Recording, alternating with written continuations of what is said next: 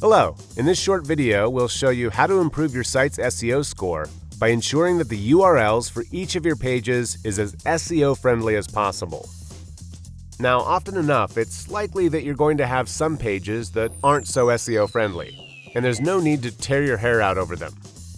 But in general, when at all possible, having URLs that are will help search engines index your site and boost your SEO rankings. Now, naming your URLs doesn't require any particular coding skill, it's very straightforward. So let's just cover some best practices when naming them.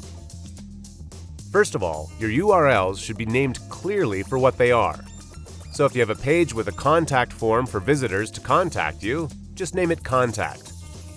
If you have a page that shows a diverse portfolio of artwork, don't name it All Kinds of Samples, name it Portfolio or Artwork. You get the picture. Furthermore, it's best practice to avoid using underscores or other characters or any parameters.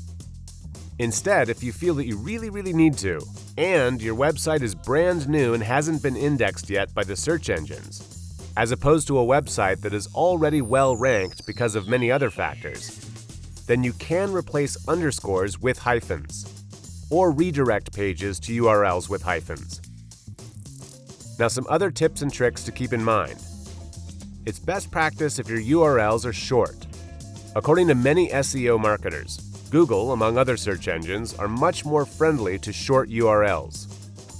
Now, including keywords in your URLs is perfectly fine and can help give you an SEO boost. But definitely don't overdo it in keyword stuff here. It's best to use no more than 2 keywords per URL. It's also best that your URLs are readable by users. For instance, a URL like this is much more confusing to a user than this one, for instance. And a better user experience will lead to better SEO rankings. So while we're on this topic, you might also avoid URLs that give the wrong impression, even if the text is technically correct. So for an example, let's say you've got a forum for homeowners to discuss market prices. While owners talking may seem perfectly fine, look at it, the URL looks more like owner stalking, which is totally the wrong message. Also, you don't want search engines scanning the different pages of your site and thinking that they are different websites. So generally speaking, it's best to avoid using subdomains, and it's much better to use subfolders within your domain. The search engines will then correctly see your pages as belonging to one website and will accordingly rank it higher if you've been following good SEO practices with your pages. Now, you don't want too many subfolders with too many subjects, otherwise the search engines can have trouble understanding what exactly your website is about.